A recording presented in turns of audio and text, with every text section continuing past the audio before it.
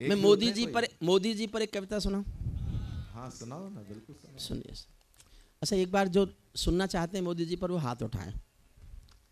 लो जी, सब बड़ी सुनना चाहते हैं। अभी रुचि खत्म नहीं हुई ना। इसी बात को ही सुनने के लिए बैठे हुए हैं कि मोदी जी पर आप सुनाएंगे क्या। यही तो आश्चर्य करोगे आपकी मोदी जी पर सुनाऊंगा क्या। एक शब्द खिलाफ नहीं बोलूंगा, एक शब्द उनके पक्ष में नहीं बोलूंगा। और उसमें कविता में हरिओम पवार जिंदा है। मेरी आज भी मान्यता है, जब मैंने 40 साल पहले कविताएं लिखनी शुरू की तब मैंने इस सिद्धांत को स्वीकार लिया था, कविताएं सरकारों का समर्थन नहीं होती। जब जब कविताओं ने सरकारों के समर्थन किए, या तो कविताएं मर गई या सरकार गिर गई। मैंने जीवन भर सरकारों का समर्थन किया ही नहीं। एक कविता लिखी, वाजपेयी साहब ने जब परमाणु विस्फोट किए तो मैं अपने को रोक नहीं पाया, मैंने उनके परमाणु विस्फोट के समर्थन में एक लंबी कविता लिख मारी और उन्हीं को जा सुनाई। बड़े खुश हुए, बहुत अच्छी लिखी है। मैंने कहा जी, दो बातें होंगी, या तो मेरी कविता बचेगी या आपकी सरकार बचेगी। और कुछ दिन बाद इतिहास में लिखा हुआ है, कविता बची सरकार गिरी। उसके बाद मैंने सरकारों के पक्ष में नहीं लिखा। अच्छा, पिछले दिनों साहब मुझे ये स्वीकार करने में कोई संकोच नहीं है, मैं छिपाऊं भी तो छिपती तो है नहीं बात। मैं बाबा रामदेव के साथ काम करता हूं। जिस सरकार को हटाना चाहते थे बाबा रामदेव, जो आंदोलन चला रहे थे, शायद उसमें कहीं आगे पीछे इधर उधर मैं भी था, गजेंद्र भी था, मैं था, गजेंद्र था, हम बाबा के साथ थे। हालांकि हमें ये नहीं पता था बाबा क्या चाहते हैं। ये हमें आज भी नहीं पता कि बाबा क्या चाहते हैं। ये पता है कि वो 3000 परिधान ला रहे हैं। परिधान एक नई रेंज लेके आ रहे हैं, वो एक अलग विषय है। अच्छा, जिनको हटाना था वो हटा दिए, जिनको लाना था वो ला दिए। अब हम करें क्या। यूनिवर्सिटी से रिटायर हो गया मैं, और कोई काम बचा नहीं है। तो मैंने एक ऐसी कविता लिखी है, एक शब्द पक्ष में नहीं है उनके, एक शब्द खिलाफ नहीं है उनके, और ये देश बोलता है कविता में। मैं आपको ये कविता सुना देता हूँ, पूरी नहीं, उसका थोड़ा हिस्सा सुना देता हूँ। समय की जो सीमाएं हैं, 1 बजे तक की आयोजकों को परमिशन है। देखिए, मैं कई बार मैं उस कानून को तोड़ने का हिस्सा बन जाता हूं जो बनवाने में मैं कभी योगदान था मेरा। 1996 में सुप्रीम कोर्ट में सबसे पहले जो जनहित याचिका दायर हुई थी साउंड पॉल्यूशन रोकने के लिए, वो हम लोगों ने की थी। मेरठ के कुछ प्रोफेसर्स ने मिलकर की थी, उनमें मैं भी था, मेरे भी दस्तखत थे कि देश में 10 बजे के बाद लाउड स्पीकर नहीं बजने चाहिए, ये नॉइज पॉल्यूशन है, साउंड पॉल्यूशन है, ये बंद होना चाहिए। सुप्रीम कोर्ट का जनहित पर पहला फैसला 1996 में जब आया था, वो हमारे कारण आया था। और अब इसको अक्सर मैं ही तोड़ता हूँ। क्या मैंने ये पंगा किसके कारण पैदा हुआ? नहीं, ये जरूरी है, लेकिन अब छूट होती है, 15 दिन की छूट हुई बाद में। सुप्रीम कोर्ट ने कहा 1 साल में 15 दिन ऐसा कोई नियम लागू नहीं होगा, तो उन 15 दिन में से आज 1 दिन है।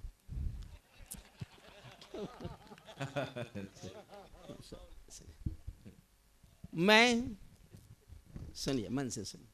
क्यों साहब, ठीक है ना? ये पीछे बैठे सारे हमारे आदरणीय आयोजक लोग सोच रहे हैं फंस गए, काहे को हा गजेंद्र से कहा होगा कि इसे बुलाओ।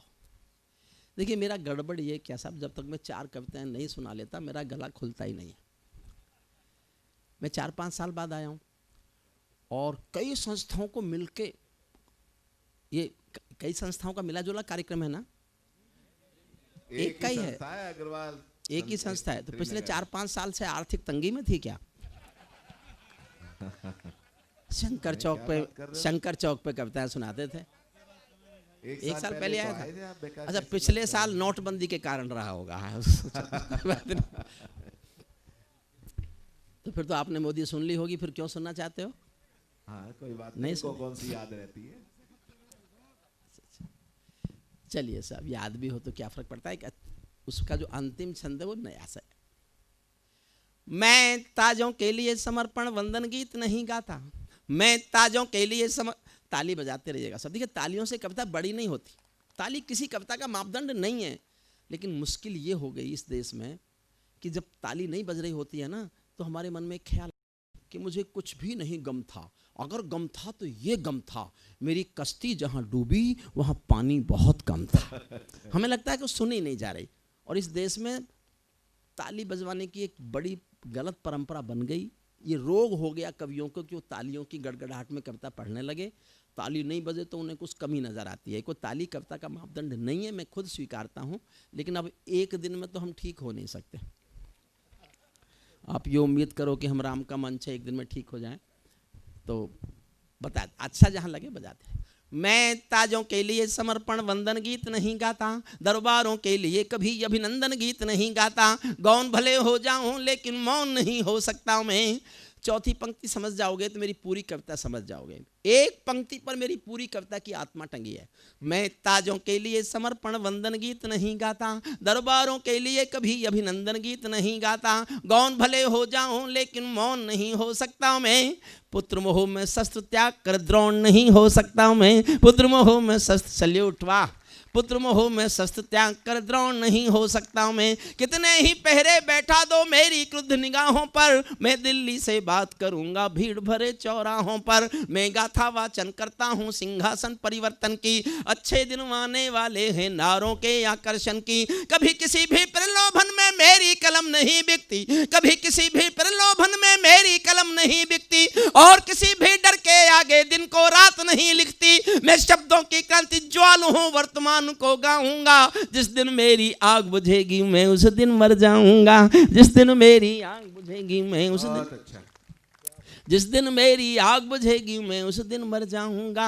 सत्ता का आकर्षण मेरी भूख नहीं, शाल दुशाला चंदन मेरी भूख नहीं। सरकारी अभिनंदन नहीं चुने मैंने, राजनीति के बंधन नहीं चुने मैंने। पद्म पुरस्कारों की चाह नहीं करता, दरबारों की मैं परवाह नहीं करता। कलम सिपाही बनकर जिंदा रहता हूँ, भूखे बच्चों से शर्मिंदा रहता हूँ, भूखे बच्चों से शर्मिंदा रहता हूँ। पगडंडी से लांग किले तक जाता हूँ, झुग्गी झोंपड़ियों के आंसू गाता हूँ। लेकिन दरबारों में कभी का शीश नहीं झुकने दूंगा, कविता का सिंहासन से संग्राम नहीं रुकने दूंगा। कविता का सिंहासन से सत्ता बदली, कविता वहीं से शुरू हुई।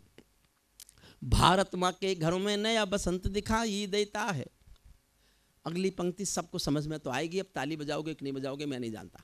भारत माँ के घर में नया बसंत दिखाई देता है, वंशवाद की परंपरा का अंत दिखाई देता है। वंशवाद, बहुत अच्छा।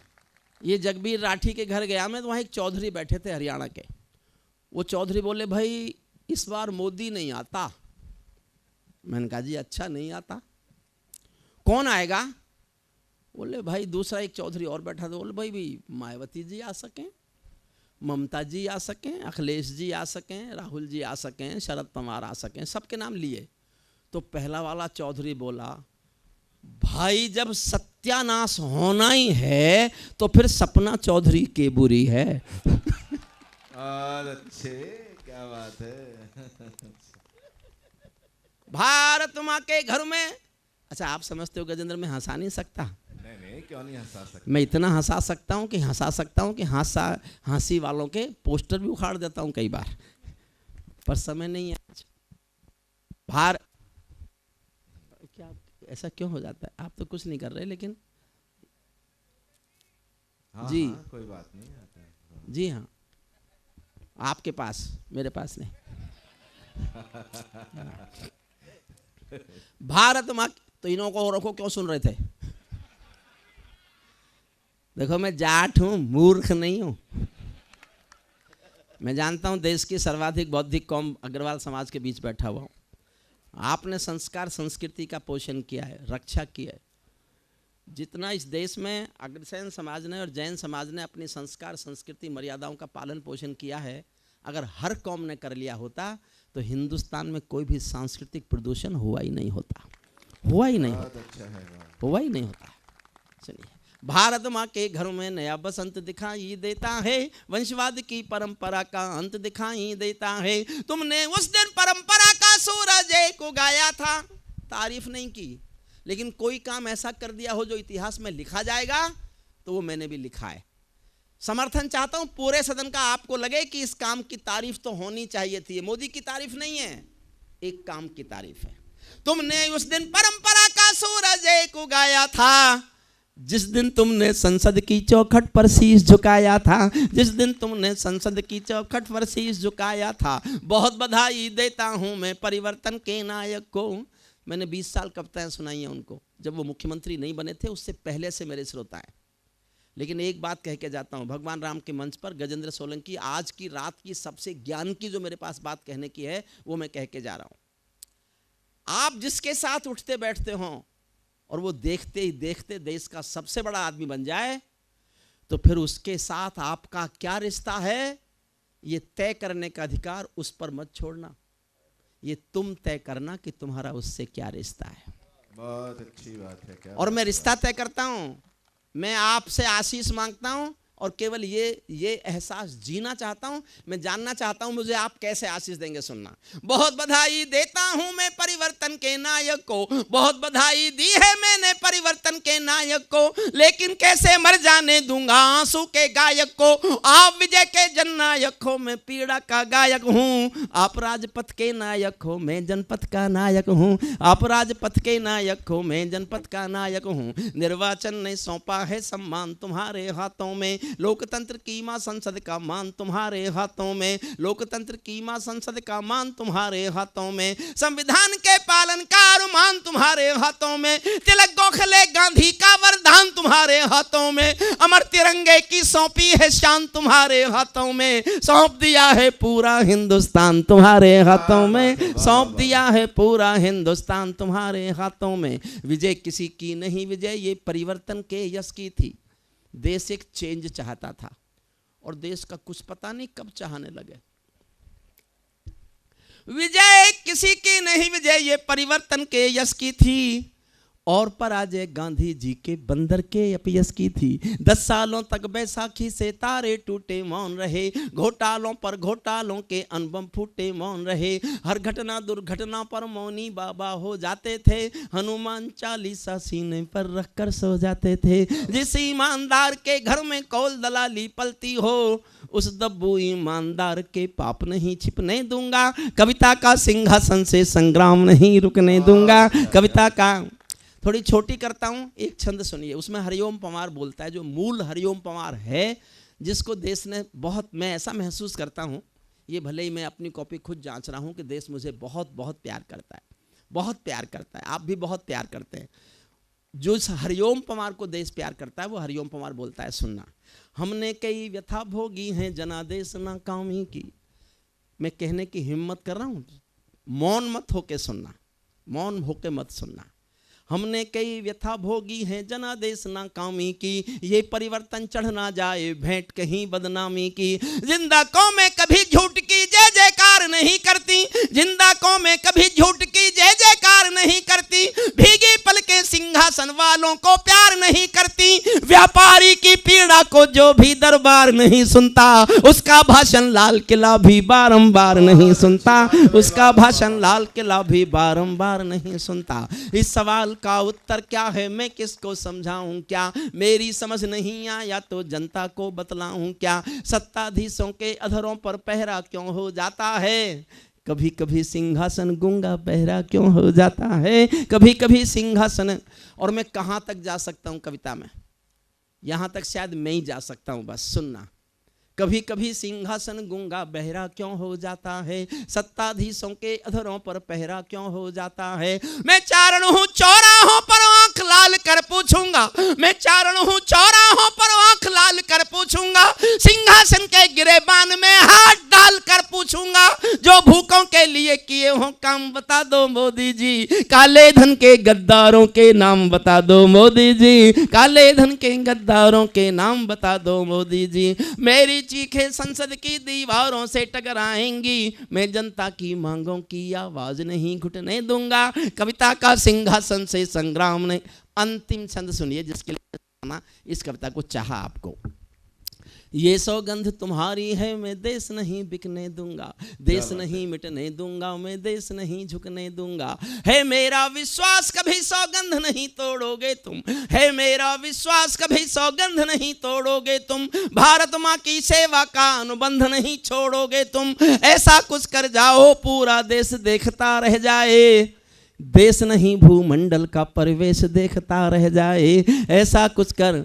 देखो साहब, सब कुछ है देश में, 10 सेकंड और दो मुझे। केवल देश में संवेदनाएं मर रही हैं। हर सरकार ने काम किया है, ऐसा नहीं है कि किसी सरकार ने काम नहीं किया होगा। हर सरकार जो कर सकती है करती है, लेकिन संवेदनाएं बचाने में हर सरकार असफल हो गई। एक छोटी सी बात सुना, छोटी सी कहानी है। एक बहुत अमीर महिला एक बहुत महंगी साड़ी पहने हुए एक बहुत बड़ी सी कार में एक साड़ी की दुकान पे आई और दुकानदार को बुलाया, कांच खोल के, कार का शीशा खोल के, और बुला के कहा मुझे एक जल्दी से सस्ती सी साड़ी दे दो, मेरी नौकरानी की बेटी की शादी होने वाली है। ये कोई खास बात नहीं है, अक्सर अमीर महिलाएं ऐसा करती होंगी। खास बात यह है कि आधे घंटे बाद एक 85 साल की बुढ़िया फटी हुई धोती पहने हुए टूटी सी रिक्शा में बैठकर उसी साड़ी की दुकान पर आई और दुकानदार से कहा मुझे इस दुकान की सबसे अच्छी साड़ी दे दो, मेरी मालकिन की बेटी की शादी होने वाली है।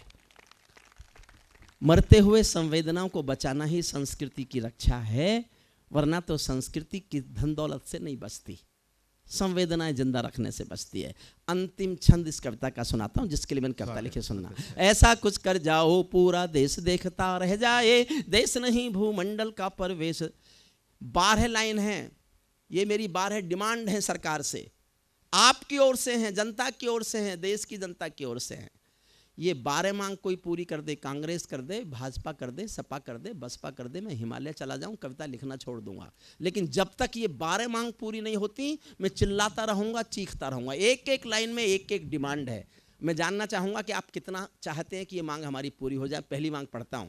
ऐसा कुछ कर जाओ पूरा देश देखता रह जाए, देश नहीं भूमंडल का परवेश देखता रह जाए। संसद को गुंडों से दागी चेहरों से खाली कर दो, पहली मांग है। इतनी तालियों से नहीं होगी, थोड़ा और उठाओ, तालियां तो होगी। एक एक लाइन में एक एक मांग सुनाना चाहता हूं। संसद को गुंडों से दागी चेहरों से खाली कर दो, भूखे मरते हुए किसानों के घर खुशहाली भर दो। भूखे मरते हुए, सल्यूट, आपने मेरी बात को पकड़ लिया। भूखे मरते हुए किसानों के घर खुशहाली भर दो। युवा खून बेरोजगार है ये अफसोस खत्म कर दो। भ्रष्ट व्यवस्था से उपजा है जो आक्रोश खत्म कर दो। कश्मीर में भारत माँ की जयकारों के स्वर दे दो। बहुत अच्छा है, क्या बात है, वाह वाह। आदरणीय मोदी जी लाए जापान का प्रधानमंत्री, चीन का राष्ट्रपति, इजराइल का प्रधानमंत्री, और तीनों को अहमदाबाद ले गए। अहमदाबाद में रोड शो अपने घर में। मैं इस दिल्ली में खड़ा होकर बोल के जाता हूं अग्रसेन समाज के अग्रसेन जयंती के इस मंच पर कि आदरणीय मोदी जी, ये देश आपको जम्मू कश्मीर के श्रीनगर के लाल चौक पर रोड शो करते हुए देखना चाहता है, रोड शो करते हुए देखना चाहता है। और आप दिल्ली के लोग हैं, इस दर्द को जानते होंगे। ये दर्द आपने सहा हो। मैं 28 साल से इस आंसू को पी रहा हूं, 28 साल से दर्द चीख रहा हूं। आपको बात पहुंच जाए मैं कहां बोल रहा हूं, तो मुझे एक बार अब तक की सबसे अधिक ताली बजाकर बताना कि आप इस दर्द के, इस आंसू के, इस चीख के, इस चित्कार के दर्द से कहीं ना कहीं कुछ भी नहीं कर सकते। आप कम से कम परिचित तो हैं। अगर परिचित भर हैं तो मुझे तालियों से बताना कि आप जानते हैं। कश्मीर में भारत माँ की जयकारों के स्वर दे दो। हर विस्थापित कश्मीरी पंडित को उसका घर दे दो। हर विस्थापित कश्मीरी पंडित को उसका घर दे दो। खेलों को नेताओं से, पूंजीपतियों से मुक्त करो। माँ बहनों बेटी का जीना स्वाभिमान से युक्त करो। झोपड़ियों को मत सिखलाओ तौर तरीका जीने का। उन्हें मयस्सर कर दो केवल अच्छा पानी पीने का। उन्हें मयस्सर कर दो केवल अच्छा पानी पीने का। नंगे बदन लिए फिरते हैं ख्वाहिश एक लंगोटी की। खाली पेट लिए बैठे हैं उम्मीदें 2 रोटी की। कहीं भूख से कोई बच्चा मर ना जाए, याद रहे 10 करोड़ भूखी पीढ़ी की याद तुम्हें फरियाद रहे। तुम चाहो तो भारत के घर घर को देवालय दे दो। तुम चाहो तो भारत के घर घर को देवालय दे दो। लेकिन सबसे पहले झोंपड़ियों को शौचालय दे दो। लेकिन सबसे पहले झोंपड़ियों को शौचालय दे दो। ऐसा कुछ कर जाओ पूरा देश देखता रह जाए, देश नहीं भूमंडल का परवेश देख। अंतिम पंक्तियां सुन लीजिए और यहीं विदा करते हैं। गजेंद्र सोलंकी आएंगे, कोई आदरणीय आयोजक आएंगे, आपको भी धन्यवाद देंगे, कवियों को भी धन्यवाद देंगे। देखो साहब, भारत में पक्षपात खत्म हो जाए ये तो कभी हो नहीं सकता, भ्रष्टाचार खत्म हो जाए ये भी नहीं हो सकता। बड़ी मेहनत से पाला पोसा है हमने, तो एक लाइन का पक्षपात तो मेबे से भी हो गया है, आखिरी लाइन का, और आपकी तालियां उसको मंजूर करेंगी। मेरा विश्वास है कि उस पक्षपात को, अगर ये कामना हो किसी की, ऐसा कोई मिल जाए, इस कामना में का लिखा जाए, तो फिर कोई गुनाह नहीं है। उस पक्षपात को आप स्वीकार कर लेना। अंतिम पंक्तियां पढ़ता हूं गजेंद्र सोलंकी को, मेरा बहुत लाडला प्यारा छोटा भाई, जिसको मैं बहुत बहुत प्यार करता हूँ। ओज का, सांस्कृतिक विरासत का ऐसा एक स्वर जो दुनिया में जहाँ हिंदी जानी जाती है, वहाँ भारत की संस्कृति संस्कार का ध्वज लेकर वो कविता सुनाने जाता है। मैं इसलिए नहीं जाता कि मुझे हवाई जहाज़ से डर लगता है। यहाँ तक कार में आ जाऊँ तो मैं तो बस श्रीनगर आता हूँ और बस, ठीक है। ये हमारा छोटा भाई जगबीर राठी इस समय भी किसी को मैसेज कर रहा है, नहीं कर रहा, तो इस मोबाइल को बंद करके ऊपर हाथ कर, मोबाइल हटा ले, क्योंकि ताली तुझे बजानी है।